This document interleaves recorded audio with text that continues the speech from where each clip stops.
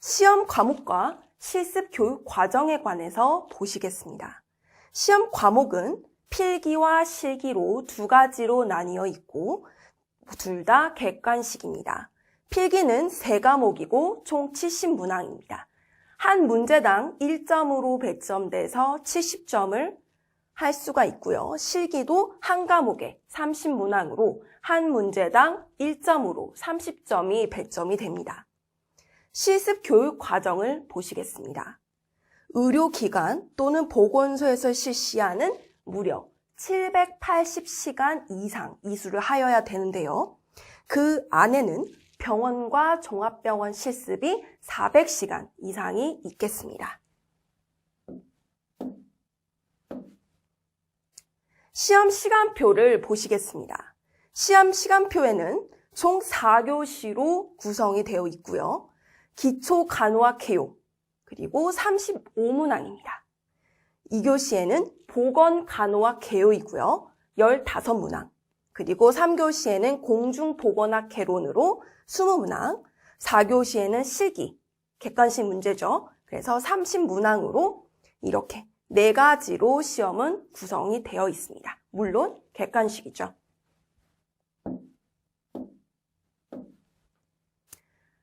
간호조무사 단기 완성 커리큘럼 강의를 여러분들은 수강을 하실 건데요. 총 4과목으로 구성되어 있다고 앞전에 말씀드렸죠.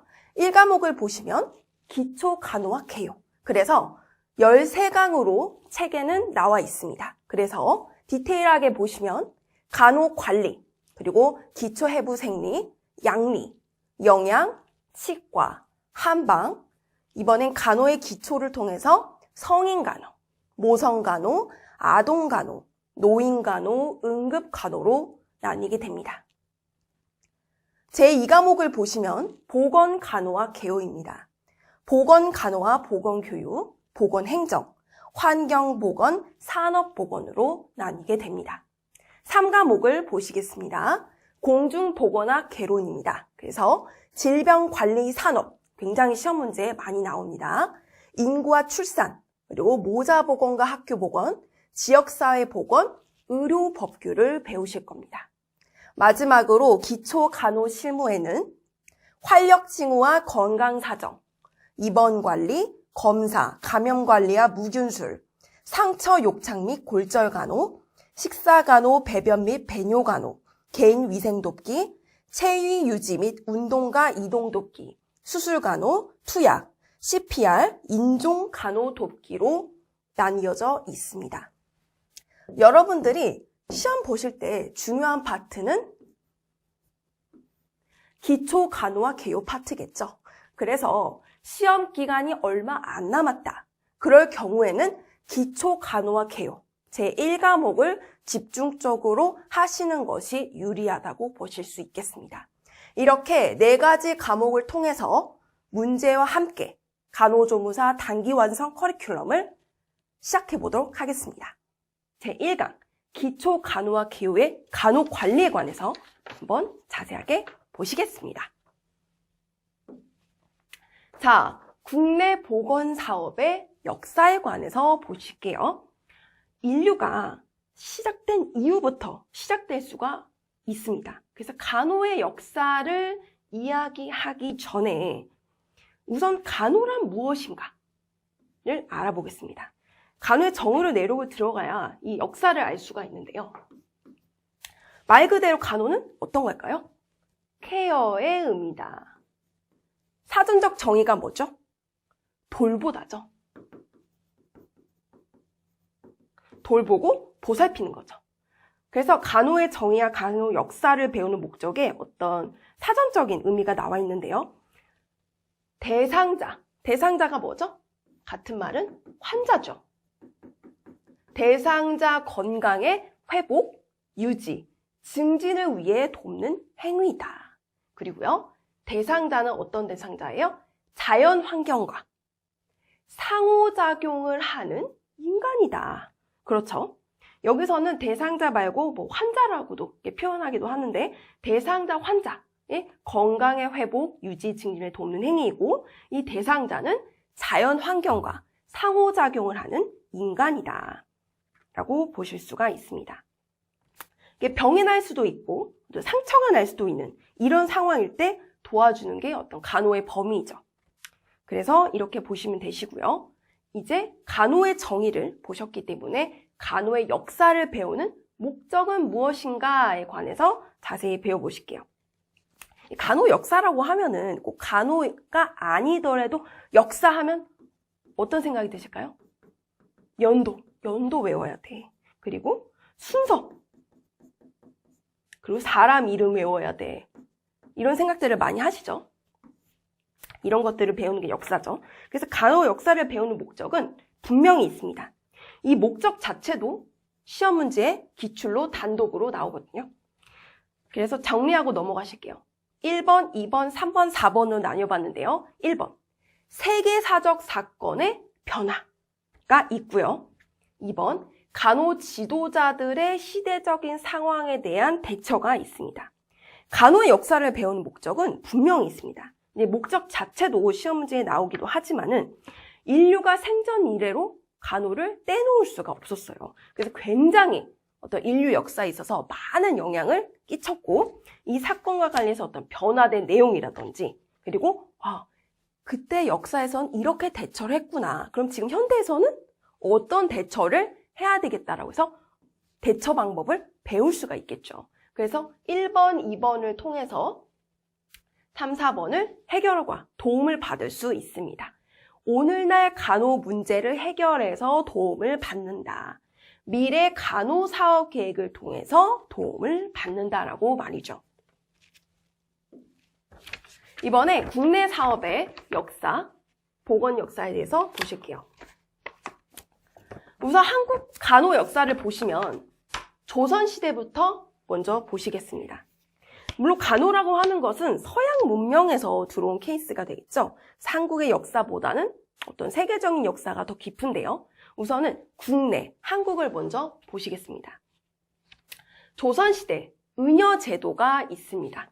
조선시대에서는 남자 의사가 여성 대상자를 진료하는 게 좀 어려웠어요. 그래서 이런 부분들이 여성의 건강의 문제점이라든지 아니면 그런 부분을 해결하려면 여성의 도움이 필요했습니다. 그래서 여성의 도움을 필요로 하기 때문에 여성을 본능적으로 도와주는 의녀제도가 필요했다. 그래서 여성 보건의료의 인력이다. 의녀제도 시험 문제에 많이 나오니까 알아두세요. 2번, 근대적 간호입니다. 광해원이 있는데요. 광해원은 최초의 서양식 의료기관입니다. 이거 시험 문제의 기출로 단골로 많이 나옵니다. 최초의 서양식 의료기관이다. 그 이전에는 한약방, 한의원 이런 의료기관밖에 없었는데 최초의 병원이라고 하는 의료기관이 광해원이었다. 이 최초라는 단어는 시험 문제 단골이죠. 광해원 최초의 서양식 의료기관이다. 그 공을 해온 사람이 바로 알렌입니다. 알렌도 시험 문제 기출 단골입니다. 알렌, 성교의사 알렌이 광해원을 설립을 했고요. 이건 간호사 조무사 시험에 나온 적은 없지만 간호사 시험에는 나왔다고 합니다. 성교 간호사는 언더우드라는 성교 간호사가 있는데요. 최초로 이분이 한국에 오셨거든요. 그렇기 때문에 한국에서 굉장히 의료 쪽으로 하신 일이 많으시겠죠. 그래서 언더우드라는 분이 계셨다. 이렇게 이름 정도 숙지해 두시면 되시겠습니다. 간호교육을 보실게요. 간호교육을 보시면 보구여관이라고 해서 부인병원이라고 나옵니다. 그래서 여기서 간호사 마가렛 에드먼드 시험 문제에 나오죠. 보구여관 간호교육을 했다. 1903년에 최초의 간호사 교육기관이 보구여관이다. 최초. 중요하죠? 최초의 간호사 교육기관이 보구여관이다. 그 제중원은 간호사 실즈가 만들었고 1904년이다. 그 제중원은 지금의 어떤 병원일까요? 신촌 세브란스 병원, 연대병원이라고 보실 수가 있어요. 그리고 지금 정리를 하면 한국 간호 역사에서 조선시대, 근대적 간호 교육을 보셨는데 조선시대에서 의녀제도, 시험 문제 나오죠. 여성 보건의료 인력이었다. 2번, 근대적 간호, 광해원 최초의 서양식 의료기관이었다. 성교의사 알렌, 시험 문제 기출.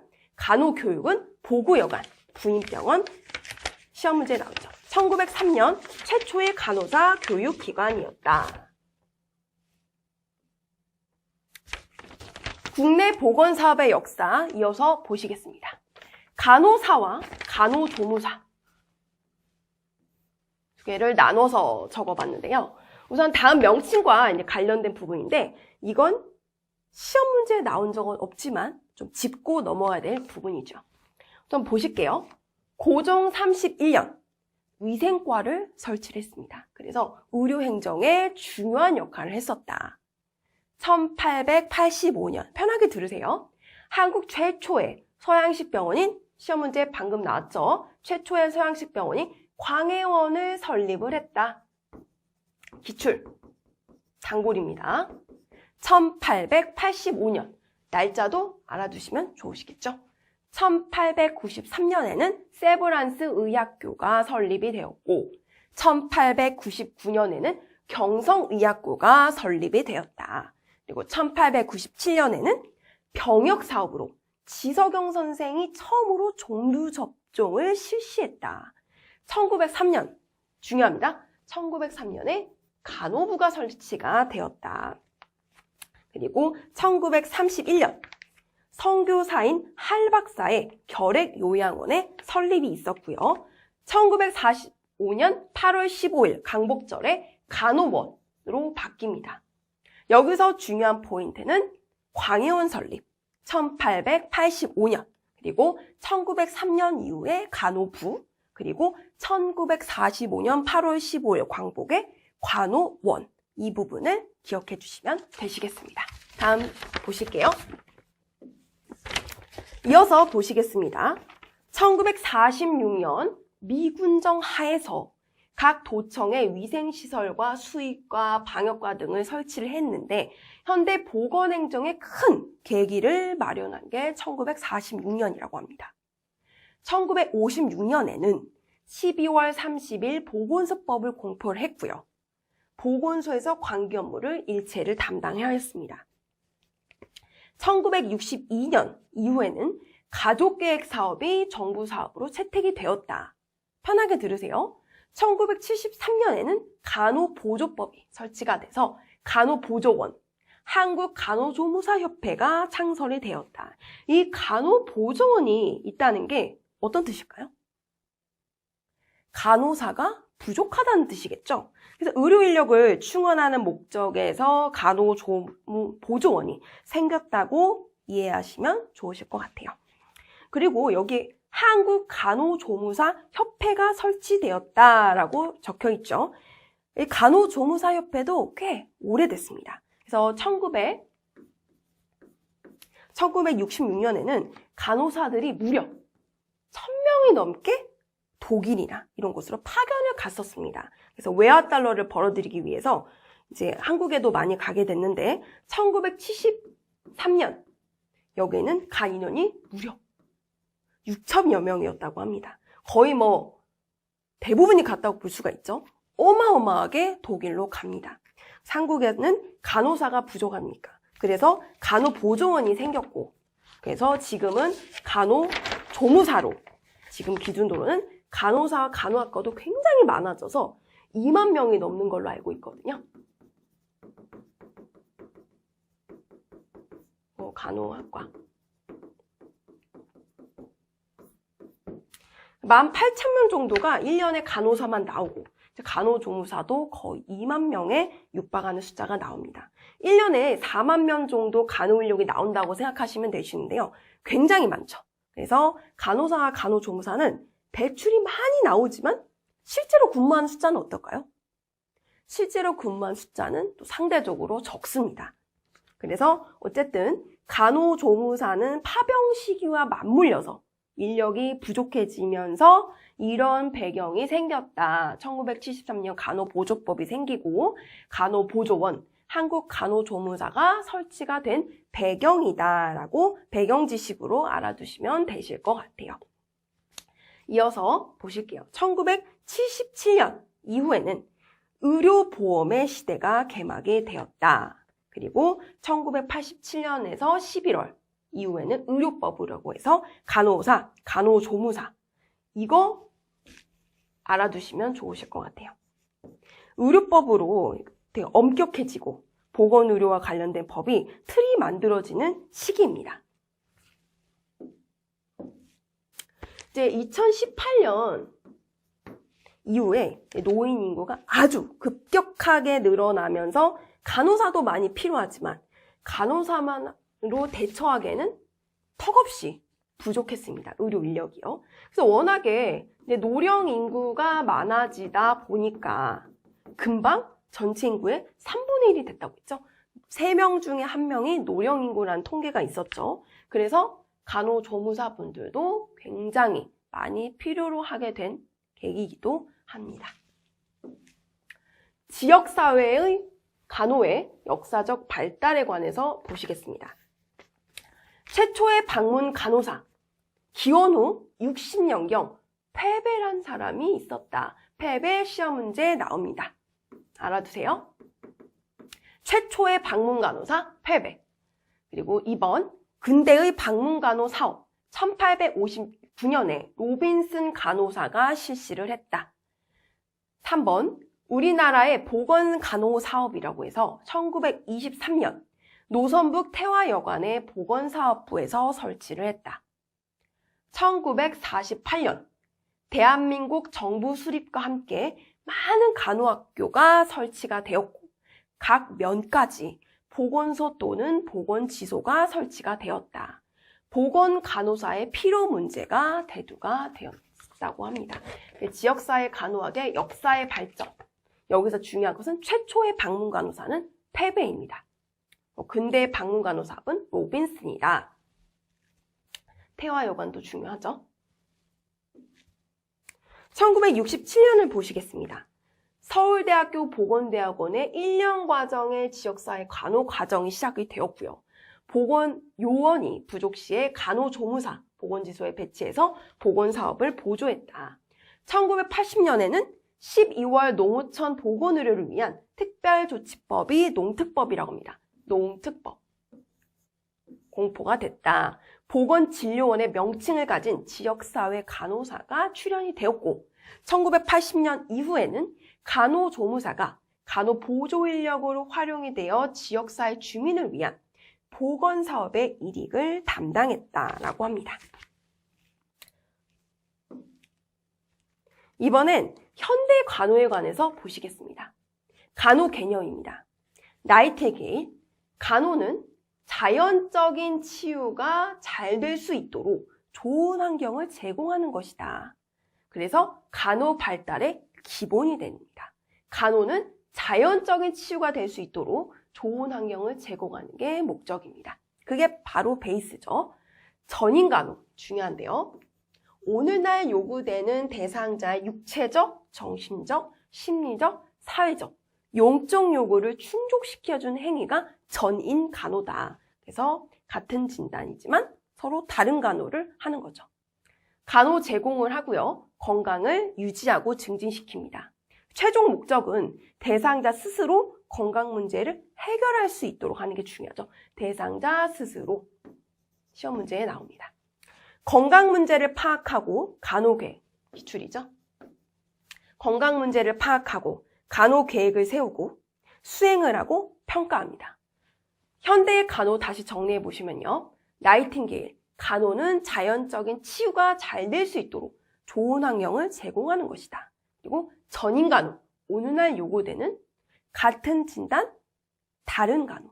최종 목적은요. 대상자가 스스로 할 수 있게끔 하고 건강 문제를 파악하고 간호 계획을 세워서 수행 평가를 한다. 현대의 간호 이어서 보시겠습니다. 최근 간호와 포괄적 건강 사업으로 나뉘어 봤는데요. 최근 간호를 보시면 환자 위주의 간호입니다. 전인 간호, 재활 간호, 질병 예방 위주의 간호를 하는 경향이 있고요. 예방, 전인 간호, 환자 위주, 고객 위주죠. 그리고 포괄적 건강 사업을 보시면 건강 유지 및 증진, 그리고 질병 예방, 질병의 발견과 치료 및 재활이 있겠습니다. 다시 정리하면요. 최근의 간호는 환자, 고객 위주다. 전인 간호, 그리고 질병을 예방한다.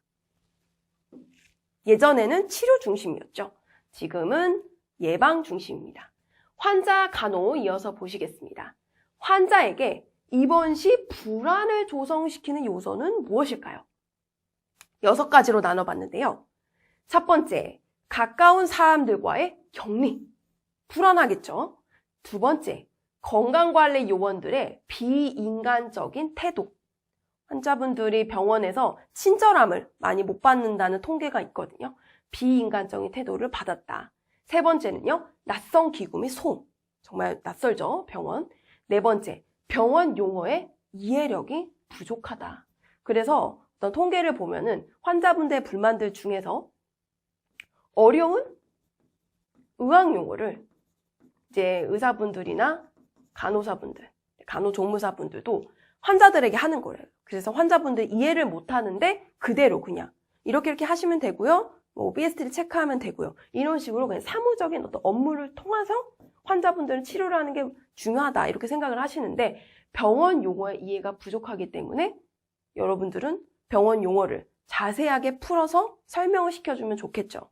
5번 소음입니다.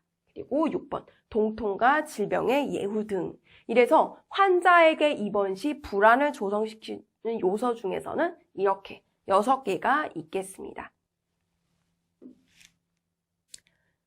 이어서 환자의 심리적 안정을 위한 간호조무사의 행동에 대해서 보시겠습니다. 간호조무사가 환자가 심리적으로 불안해할 때 어떤 행동을 취해야 될지 보실게요.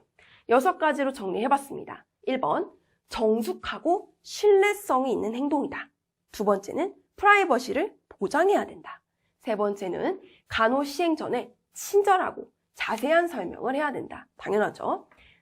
세 번째가 좀 요구가 많이 되는 부분이죠. 개인 비밀 보장도 마찬가지고요. 네 번째, 병상 생활에 용기를 북돋아준다. 5번, 인격적인 대우를 한다.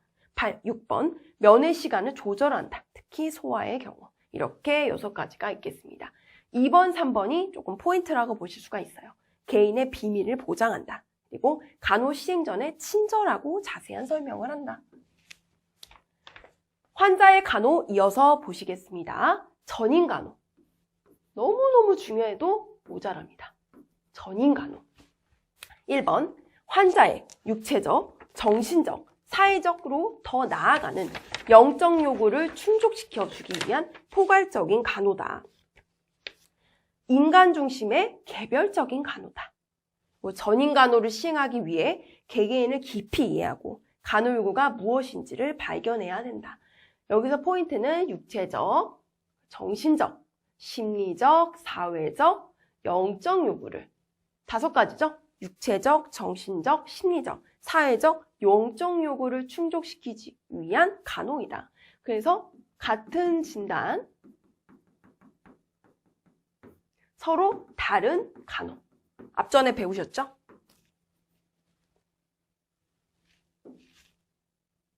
이번엔 간호 역할, 간호 사업의 3대 요소에 관해서 보시겠습니다.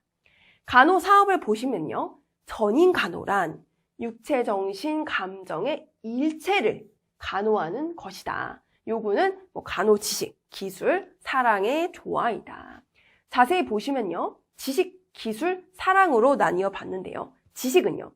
인체를 해부 생리하고 인체의 정상적인 기능과 구성, 질병의 원인과 발전 과정, 인간의 감정적, 정신적 상태와 반응을 한다.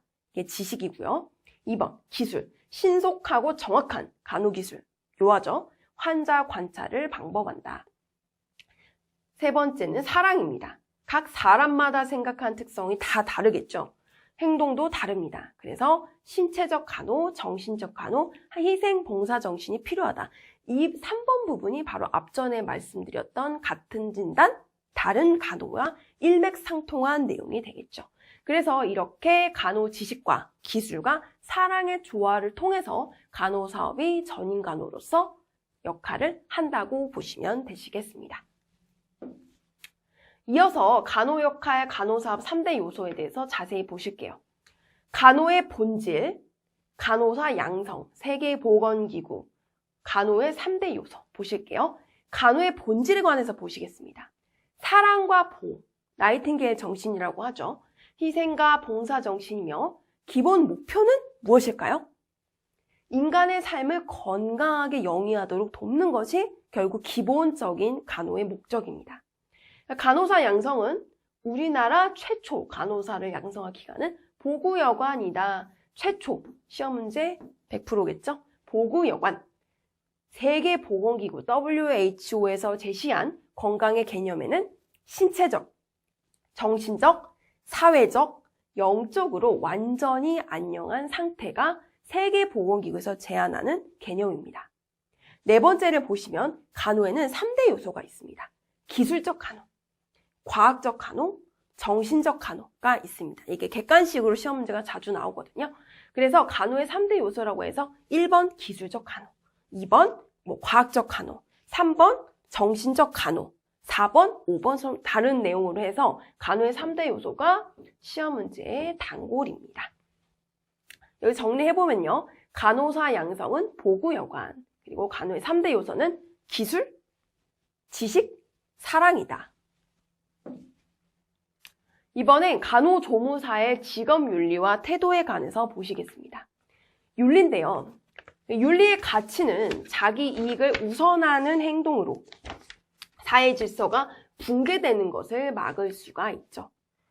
요즘에 들어서 평생 직장이라든지 이런 개념들이 없어지는 시절이 되다 보니까는 점점 직업윤리가 많이 화두가 되고 있는 시점인데요. 이 직업윤리가 결국에는 이걸 알기 위해서는 윤리를 먼저 알아야 되겠죠. 윤리적 인간은 공동의 이익을 추구하고 도덕적 가치신념을 기반으로 형성한다. 윤리는 인간과 인간 사이에서 지켜야 할 도리를 바르게 하는 것으로 인간 사이에 필요한 올바른 질서라고 해석할 수가 있다고 합니다. 직업윤리, 앞전에서 말씀드렸던 거 자세히 보실게요. 직업윤리는 개인윤리를 바탕으로 아마 앞전에 말씀드렸던 윤리가 개인윤리에 더 해당된다고 볼 수가 있겠죠. 윤리는 여러분들 윤리하면 어떤 생각이 드실까요? 쉬운 거? 상식적인 거? 누구나 아는 거? 도덕책? 여러 가지 생각들을 하실 수가 있겠죠. 그런데 이론적으로 근거를 가지고 설명하려고 하면 윤리라는 단어 자체는 굉장히 어려운 말입니다. 그래서 여러분들은 간호조무사 시험을 보신 데서 윤리에 관해서 깊게 보실 것은 아니시고 간략하게 배우실 거예요. 하지만 직업윤리라는 것은 꼭 비단 간호조무사, 나아가서 보건의료 종사자뿐만 아니라 대한민국의 모든 종사자들이 가져야 될 의식이겠죠. 그래서 직업윤리는 개인윤리를 바탕으로 각자가 직업에 종사하는 과정에서 연구하는 특수한 윤리 규범이다. 기본적으로 직업윤리도 개인윤리의 연장선이라고 할 수가 있다. 개인윤리의 덕목인 사랑, 자비 등과 방법론상 이념인 공동발전의 추구, 장기적 상호이익의 기본은 동일하다고 할 수가 있다. 직업에 종사하는 현대인으로서 누구나 공통적으로 지켜야 할 윤리 기준을 직업윤리라고 한다. 예를 들면 법관, 그리고 경찰관, 이런 직업을 가지신 분들이 개인윤리를 가지고 뭔가 봐준다거나 본인의 주관적인 판단에 의해서 일처리하면 어떻게 될까요? 그렇게 하면 안 되겠죠. 그래서 직업윤리로 통해서 개인윤리가 직업윤리보다 더 뒷전인, 직업윤리가 더 앞선 상태로 직업을 운영을 해야 되겠죠. 그래서 간호조무사의 책임과 기능은 간호사와 구분이 되지만은 인간을 대상으로 하는 일이므로 물건이나 기계만 다루는 다른 직업보다는 훨씬 높은 수준의 직업의식이 필요하다고 할 수가 있겠습니다. 간호조무사의 직업윤리와 태도 이어서 보시겠습니다. 간호직업윤리의 실천 시에 유익한 사항 5가지를 보실게요. 자기의 직무와 관련된 자기 자신을 아는 데 도움이 된다. 두 번째, 문제 해결 시 지혜롭고 양심적인 판단을 하는데 도움이 된다. 세 번째, 환자나 자신을 위해 안전하고 유익한 행동의 방향을 제시한다. 네 번째, 법적인 책임 한계를 식별하도록 해준다. 다섯 번째, 기쁨과 보람을 느끼게 해준다. 이렇게 5가지가 간호직업윤리 실천 시에 유익한 사항이라고 볼 수가 있겠습니다. 이번엔 간호조무사의 직업윤리 향상을 위한 필요사항을 보실게요. 5가지를 가져와 봤는데요. 1번, 직업적 내용을 잘 습득하고 직무 관련 교육을 참여시킨다. 두 번째, 간호조무사와 관련된 현장 경험을 하게 한다. 세 번째, 소속된 기관과 유관단체에서 실시하는 교육과정에 참여를 한다. 네 번째, 국제간호사 윤리 강령인 간호의 기본 책임을 건강증진 4가지가 있습니다. 건강증진, 질병예방, 건강회복, 고통경감이 있다. 국제간호 윤리 강령 간호의 기본 책임, 이것도 알아두실게요. 5번째, 직업적 태도입니다. 성실과 책임 완수, 근무 시간 및 교대 시간의 준수, 그리고 협조, 친절, 예의, 교양, 건강 및 휴식, 복장과 외모가 직업적 태도로 있겠습니다. 이렇게 간호조무사의 직업윤리 향상을 위한 필요사항, 어떻게 보면 트레이닝이라고 할 수가 있죠. 이렇게 트레이닝 5가지를 알아보았습니다. 이번에 간호조무사의 기본적 태도입니다. 5가지인데요. 1번, 인도적 봉사. 두 번째는 정신적 요구에 이바지한다. 세 번째는 질병이나 부상자의 신체적인 간호. 네 번째는 의사가 환자를 치료할 때 협력적 간호를 유지한다. 5번, 정숙하고 신뢰성 있는 태도. 그래서 인도적 봉사, 정신적, 신체적이라고 또 나눌 수가 있겠죠. 전인 간호가 요구되는 이유입니다. 4가지를 가져와 봤는데요. 육체적 간호 요구의 충족을 위해, 전인격적 간호 요구의 충족을 위해, 세 번째, 정신적, 심리적, 정서적 및 영적 간호 요구의 충족을 위해, 마지막으로 교육적 간호 요구의 충족을 위해, 이렇게 4가지가 전인 간호가 필요한 이유라고 보실 수가 있겠습니다. 간호조무사의 직업적 관계에 관해서 보시겠습니다. 직업적 태도에는 9가지가 있는데요. 첫 번째, 시간 엄수. 두 번째, 복장과 외모. 세 번째, 성실과 책임 완수.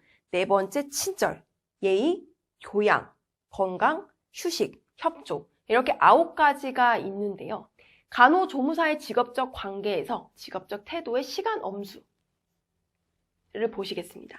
시간 엄수는 아마 제일 많이 나왔던 부분이에요. 아마 예를 들면은 출퇴근 시간 있겠죠.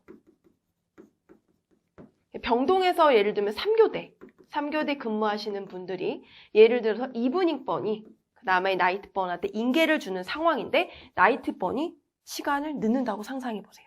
인수인계가 안 되겠죠. 이런 것처럼 시간 엄수가 이 보건의료인의 어떤 3교대 근무에 있어서는 특히나 중요하다고 볼 수가 있겠습니다. 다른 직업도 마찬가지죠. 근데 저희 간호조무사, 보건의료 종사자들은 특히나 이런 교대 근무가 많기 때문에 시간 엄수는 생명입니다. 아시겠죠? 여러분들이 간호조무사로 근무하시게 되셨을 때는 시간 엄수, 제일 중요하다는 거를 알아두세요. 두 번째, 복장과 외모입니다. 안 본다고 하지만은 결국에는 그 병원에서 원하는 깔끔한 유니폼과 어떤 외적인 관리, 예를 들어 진한 향수를 쓴다든지 아주 화려한 화장, 그리고 지저분한 헤어라든지 남자분들 같은 경우에는 면도가 안 됐다는 거지. 이런 부분들 신경을 쓰셔야 되겠죠. 여러분들이 향수를 쓰시는 분들이 좀 많은데요. 향수는 평상시엔 좋은 향이라고 하더라도 막상 그 향을 보건의료 관계 종사자들이 뿌리고 다니면은 그게 환자들 입장에서는 악취라고 느껴질 수가 있어요. 그래서 웬만해서는 지양하시는 게 좋겠습니다. 그리고 병원에서는 최대한 단정한 머리 스타일이 좋겠죠. 남자분들 같은 경우에는 면도를 하고요. 하지만 예전에는 굉장히 병원에서 규제를 많이 했었어요. 복장과 외모에 관련해서. 근데 지금은 어떤 개인의 어떤 개성을 존중해주되 그 큰 틀 안에서 개성을 많이 존중해주는 분위기로 많이 바뀌었다고 합니다. 세 번째는 성실과 책임 완수입니다. 그리고 네 번째, 친절. 서비스 정신에서 굉장히 많이 환자분들이 불만 가지는 부분들이 무표정이라고 하는 조사가 나왔습니다. 무표정, 불친절. 이런 부분들은 서비스 마인드가 아니기 때문에 지양해야 되겠죠. 네 번째, 친절. 다섯 번째, 예의. 여섯 번째, 교양. 이거는 어떤 여러분들의 어떤 내적 이미지를 형성을 잘 해야 되겠죠. 외적 이미지가 아마 복장과 외모, 그리고 친절, 미소라고 한다면 교양 같은 경우는 내적인 이미지겠죠. 그래서 이제 외적인 이미지와 이 내적인 이미지가 합쳐졌을 때 여러분들이 완벽한 어떤 완전한 서비스 정신의 간호조무사가 되실 수가 있겠죠. 일곱 번째는 건강. 정말 중요합니다. 건강, 휴식. 의료 종사자분들이 이제 교대 근무도 많으시다 보니까 건강을 못 챙기시는 분들이 많으세요. 아무래도 2교대, 3교대는 건강 챙기기가 쉽지가 않죠. 그래서 건강과 휴식 중요하죠. 그리고 아홉 번째는 협조입니다. 서로 간호조무사뿐만 아니라 보건의료 종사자들은 같은 말이죠. 협력, 콜라보레이션. 같이 협동하는 부분들이 굉장히 많은 어떤 특수 직업이죠. 그래서 협조라고 합니다. 직업적 태도 9가지 보셨습니다. 이번엔 간호조무사의 직업적 관계에 관해서 보시겠습니다. 간호사의 관계를 먼저 보실 건데요. 간호 업무를 보조하고 수행합니다. 그래서 지시된 보조적 업무의 한계를 임의로 넘어서는 안 되겠죠. 이 부분은 좀 분명히 하고 계셔야 되겠죠. 환자 상태에 이상을 발견했을 때나 환자에게 약을 잘못 주거나 바꾸어 주었을 경우 발견 즉시 반드시 간호사에게 보고를 해야 됩니다. 직장을 그만둘 경우에는 적어도 한 달 전에 간호과장에게 사직 의사를 알려서 후임이 정해진 다음에 떠나야 되겠죠. 이거는 비단 간호조무사뿐만 아니라 모든 직장에서의 기본 매너라고 할 수가 있겠죠. 그리고 네 번째, 근무 시간을 변경을 하고자 할 경우는 가능한 일찍 직속 상관에게 사유를 설명한다. 이거 3번, 4번은 모든 직장인들에게 보편적으로 해당되는 직업적인 마인드겠죠. 그래서 간호사와의 관계에서 중요한 포인트는 임의로 넘어서는 안 된다. 그리고 바꾸었을 경우에 발견 즉시 반드시 간호사에게 보고를 한다. 이번엔 환자와의 관계에 관해서 보시겠습니다. 환자나 외부인이 환자의 질병에 대해 물으면 간호조무사는 의사나 간호사에게 직접 문의하도록 설명을 할 수가 있습니다. 그렇죠? 업무상 알게 된 환자의 비밀은요. 개인 사생활 보호라고 나왔죠. 매우 중요하죠. 어떤 상황에서 절대 누설되지 않도록 노력을 한다. 예전에 병원에 어떤 개인 자료가 유출됐던 그런 뉴스들이 많이 있었어요. 이런 부분 굉장히 중요하죠. 세 번째, 환자 입원 시 중요 물품은 반드시 보호자에게 맡겨서 책임지도록 합니다. 네 번째, 환자가 자신을 정성껏 돌봐준 것에 감사하며 금전적인 보답이나 큰 선물을 할 경우에는 규칙상은 안 된다고 하면서 정중히 사양을 해야 되어 있죠. 여기서 환자에 관해서 제일 중요한 포인트는 2번, 사생활 보호입니다. 그리고 다섯 번째에서 일곱 번째 보시면 업무가 바쁜 간호조무사에게 환자가 침요를, 침대, 카바를요, 갈아달라고 요구한다. 이럴 경우에는 환자의 상황을 설명하고 나중에 해준다고 말하는 경우도 있고요. 센스죠. 환자의 관계는 인정 정도로 넘어서는 안 된다. 어떤 선을 넘어서는 안 된다는 말이죠. 상냥하면서도 품위 있는 태도, 중요하겠죠. 이번에 간호조무사의 업무 활동 목적에 관해서 보시겠습니다. 병원의 기능에 대해서 먼저 보실게요. 치료 기능, 공중보건 활동, 그리고 교육 활동, 연구 활동으로 나뉘어 봤는데요. 병원 기능을 보시면 치료 기능, 병원 기능의 중심, 진단, 치료. 두 번째, 공중보건 활동에서 보건 활동의 중심, 그리고 보건소와 협력을 한다. 그래서 비단 어떤 보건소만 일하는 것이 아니고 그 지역의 병원, 의원들이 같이 협조를 해서 지역 주민의 건강을 담당하죠. 예를 들면 어떤 게 있어요? 예방접종이 있겠죠. 이렇게 같이 협력을 해서 진행을 합니다. 그리고 세 번째는 교육활동이죠. 대학 부속 병원, 의료인이 교육할 수 있도록 환경을 조성이 되고, 네 번째는 연구활동. 의학 관련 분야 연구를 합니다. 일반인들과는 조금 다를 수가 있겠죠. 의료인들은 끊임없이 계속 공부를 해 나가야 되는 부분이 조금 다른 타 직종에 비해서는 있어요. 그래서 이렇게 4가지 기능이 병원의 기능이라고 설명드릴 수 있겠습니다. 이번엔 책임과 행정에 관해서 보시겠습니다. 병원 간호행정의 중심에는 누가 있을까요? 맞습니다. 환자가 있습니다. 대상자죠. 대상자의 식사 계획은 의사가 책임을 집니다. 병원의 책임은요, 습도와 환기, 환경적인 부분이죠. 소음 방지, 냄새 제거, 화재 예방, 부상 방지. 부상 방지에는 어떤 예가 있을까요? 네, 낙상. 이게 병원에서 굉장히 빈번하게 일어나는 일 중에 하나입니다. 낙상, 심리적인 안정을 유지해준다. 이 3가지가 책임 행정이라고 보실 수가 있겠습니다. 간호조무사의 업무 활동 목적 이어서 보시겠습니다. 간호조무사의 업무, 시험 문제 굉장히 많이 나옵니다. 기출이죠. 보실게요. 입원실 및 진찰실의 환경을 정리해준다. 2번째, 환자를 관찰한다. 관찰 후에 간호사에게 보고하고 환자의 신체적 간호를 도움을 준다. 3번째, 검사물을 수거 및 확인하고 이제 각종 검체를 검사실로 운반하는 역할도 하죠.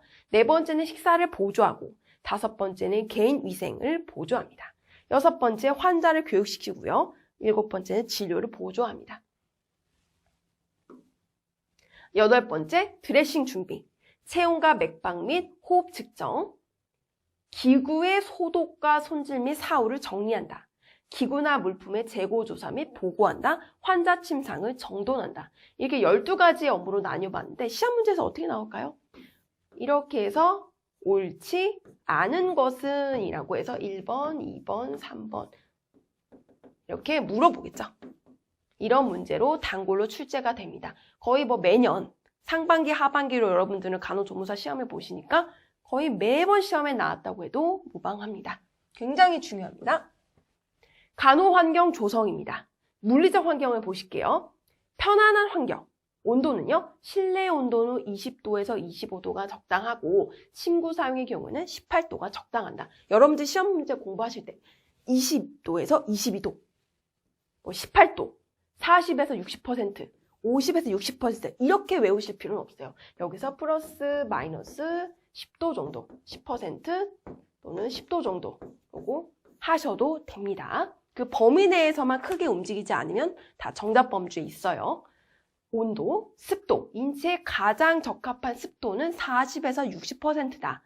호흡기 질환 환자의 습도는 50에서 60%다. 그리고 환기가 있고 청결한 공기가 있겠죠. 이게 물리적 환경이겠죠. 이어서 간호환경 조성 보실게요. 청결한 환경입니다. 복도, 입원실, 간호사실, 치료실, 가구의 손질, 린넨장의 손질 등 특히 바닥 청소 시에는 빗질을 하지 않습니다. 병원 바닥에 물이나 용액을 엎질렀을 때는 빨리 닦아야 되죠. 왜 그럴까요? 이게 또 낙상의 위험이 있을 수가 있겠죠. 그래서 2차 사고를 또 유발할 수 있기 때문에 즉시 그 자리에서 해결하는 게 중요하겠습니다. 이번에 기록에 관해서 보실 건데요. 기록은 왜 할까요? 환자 관찰상의 기록을 보관하기 위해서 어쩌면 정말 의료인에게는 기록하기가 정말 생명이겠죠. 2번째, 의료팀과의 원활한 의사소통, 협력이겠죠. 3번째, 진단의 기초, 당연히 베이스겠죠. 이걸 기초로 이 환자의 상태를 계속 파악하고 치료하고 상담을 하겠죠. 4번째, 치료와 간호의 지침이 되겠죠.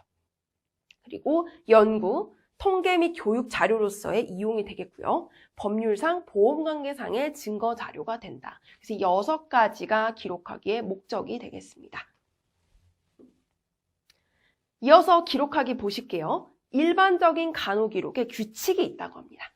모든 기록은 초번과 납번, 잘 변하지 않도록 검정색이나 푸른색의 잉크를 사용하며 반번 근무자는 붉은색 그리고 볼펜으로 기입을 하는 경우가 있습니다. 모든 기록은 활자체로 단정하고 똑똑하게 쓰며 공식 약어 사용은 가능하다. 그런데 사실 간호 기록에 있어서 물론 이렇게 수기로 작성한 병원이 아직도 병원이나 의원이 있겠지만은 요즘에는 EMR이라고 이게 도입이 됐죠. 그래서 컴퓨터로 다 작성을 하는 경우가 대다수이기 때문에 이런 부분 상식적으로 시험 문제 당연히 나올 수 있겠죠. 그래서 여러분들 외우시면 되시고 간호조무사로 여러분들이 병원에서 활동하게 됐을 때는 EMR, 컴퓨터를 통해서 활동하는 경우가 상당히 많을 것입니다. 더 편해졌죠. 기록 후에는 반드시 작성한 사람이 서명을 하고 서명을 다 써야 됩니다. 한 번 기록한 것은 절대로 지우개로 지우지 않습니다. 이거를 여러분들이 간호조무사로 근무하게 되실 때 처음이시다 보니까 지우시는 분들이 계세요. 절대 지우지 않습니다. 시험 문제 나오겠죠? 지우지 않습니다. 기록이 잘못된 경우에는 빨간 색깔 볼펜으로 한 줄 또는 두 줄을 긋고 에러라고 쓴 다음 정확한 기록을 씁니다. 예를 들어서 환자가 36도가 아니라 39도인데 36도라고 여러분이 적었어요. 그럼 어떻게 될까요? 지우는 게 아니고 이렇게 하시거나 이렇게 하시거나 또는 에러라고 쓰시고 그때 39도다 이렇게 적어주시는 게 맞다는 거죠. 5번째, 해석함이 없이 객관적인 내용을 기록하다. 객관적이어야 됩니다. 기록은. 그러면 시험 문제 어떻게 날까요? 주관적으로 기록한다가 나오겠죠. 6번째, 상담 혹은 방문 사후에 반드시 기록을 하고 표기는 올바르고 정확하게 기록하며 각 기록에는 날짜와 시간을 적는다. 굉장히 중요하죠. 투약이나 치료에 대한 기록은 처치 전이 아니라 처치 후에 한다. 당연하죠. 9번째, 환자 병세에 변화가 생기거나 이상 증상은 즉시 기록 및 확보를 한다. 9번 굉장히 중요합니다. 신규 간호사나 이제 신규 간호조무사 분들이 병원 생활을 처음 했을 때 신규분들은 아무것도 모르는 부분들이 굉장히 많잖아요. 이론을 많이 배웠다고 하시더라도 환자를 혈압을 체크하는 경우나 체온을 체크하는 경우가 있어요. 그래서 그 환자를 다 체크할 때 어떤 환자가 열이 펄펄 끓어요. 근데 한 명만 여러분들이 환자를 담당하는 게 아니기 때문에 여러 명인데 그중에 중간에 열이 많이 있으신 분이 계셨는데 그러면 기록해놓고 말씀을 드려야지 하다가 까먹으실 수가 있어요. 이런 것처럼 변화 생각하는 이상 증상이 있으면 즉시 말씀을 드려야 됩니다. 그리고 10번, 기록 자체가 환자와 관련된 것으로 환자라는 말은 생략해서 기록한다. 모든 기록장, 보고장들은 같은 종류끼리 모아서 정리를 한다. 12번, 기록은 간단 명료하게 작성을 합니다. 왜 간단 명료일까요? 객관적이기 때문이죠. 이번엔 간호관리의 객관식 문제 5문제를 풀어보시겠습니다. 1번, 환자가 감사하는 마음으로 금전적 사례를 하려고 할 때 간호조무사의 태도로 옳은 것은 여러분들 시험 문제 푸실 때 실제로 시험장에서 옳은 것 그리고 옳지 않은 것 이것을 여러분들 긴장하셔서 그런데 헷갈려 하시는 분들이 굉장히 많으세요. 옳은 문제를 찍어야 되는데 옳지 않은 문제를 찍고 오시고 옳지 않은 문제인데 옳은 것을 찍고 오시고 이런 경우가 굉장히 긴장하시게 되거든요. 그래서 여기서 팁은 옳은 것에는 동그라미 표시를 한번 해보세요. 그리고 옳지 않은 것에는 세모 표시를 한번 해보세요. 그러면 시험 문제를 실수하실 확률이 줄어듭니다. 옳은 것은 정답은 몇 번일까요? 네, 맞았습니다. 정답은 1번이죠. 병원의 규칙을 설명하고 정중하게 거절한다. 금전적 보답 및 선물이나 앞전에 배우셨죠? 먹을 것을 줄 때는 병원 규칙상 안 된다고 잘 이해시키고 정중하게 거절합니다. 2번, 간호 기록에 대한 설명으로 옳은 것은 정답 몇 번일까요? 네, 1번이죠. 작성자의 성과 이름을 다 쓴다. 2번 왜 틀렸을까요? 틀리면 지우개로 지우고 다시 쓴다? 아니죠. 어떻게 한다고 그랬죠? 36도를 잘못해서 이렇게 하거나 2번 밑줄을 긋거나 에러라고 쓰고 37도라고 해서 이렇게 쓰는 게 정답이죠. 3번은요. 연필로 쓴다. 모든 기록은 잘 변하지 않도록 검정색이나 푸른색 잉크 그리고 붉은색 이거는 나이트급 문자죠. 붉은색 펜을 쓴다고 한다. 하지만 지금 여러분들이 이론상으로는 이렇게 배우시지만 여러분들 근무하시게 됐을 때는 EMR 제도가 도입돼서 컴퓨터로 일하시게 되실 확률이 높죠. 4번째는 투약 전에 기록한다? 어떻게 되죠? 투약 후에 기록을 한다. 5번째는요. 임의적으로 약속을 쓴다. 약어를 쓰면 안 되고요. 모든 기록은 활자체로 단정하고 똑똑하게 쓰며 공식 약어 사용은 가능하지만 임의적 약어 사용은 허용되지 않습니다.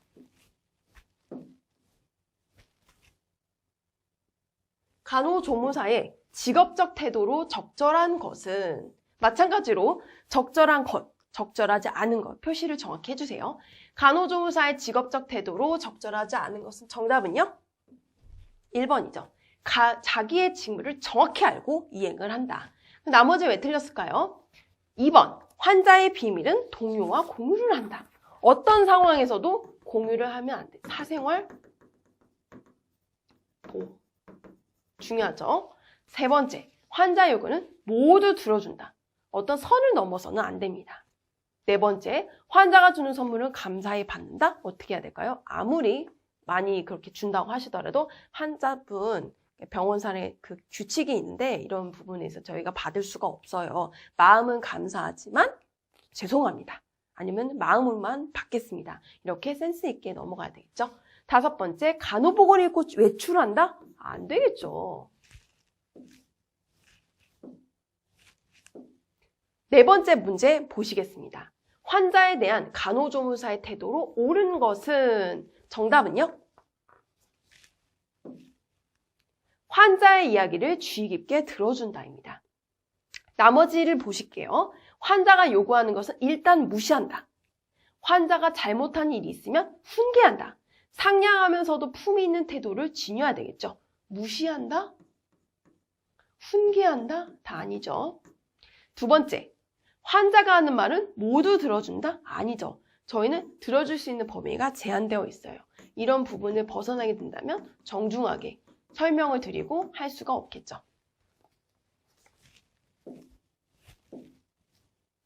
마지막 문제 보시겠습니다. 간호조무사의 건강관리 행위 중 고쳐야 하는 경우는 정답은요?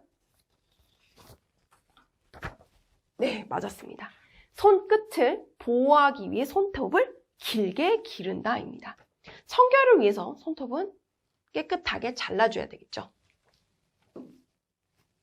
이렇게 학습 정리를 해보겠습니다. 여러분들이 다 배우신 걸 정리해 볼게요. 국내 보건사업의 역사 배우셨죠? 지역사회 간호의 역사적 발달, 그리고 현대의 간호와 환자의 간호 배우셨고, 간호 역할, 그리고 간호사업 3대 요소 배우셨습니다. 간호조무사의 직업 윤리와 태도, 전인 간호가 요구되는 이유, 그리고 간호조무사의 직업적인 특성, 그리고 간호조무사의 업무, 그리고 활동 목적, 간호환경 조성과 기록까지를 모두 배우셨습니다. 이번 강의의 내용은 여기까지입니다. 다음 시간에서 뵙겠습니다. 감사합니다.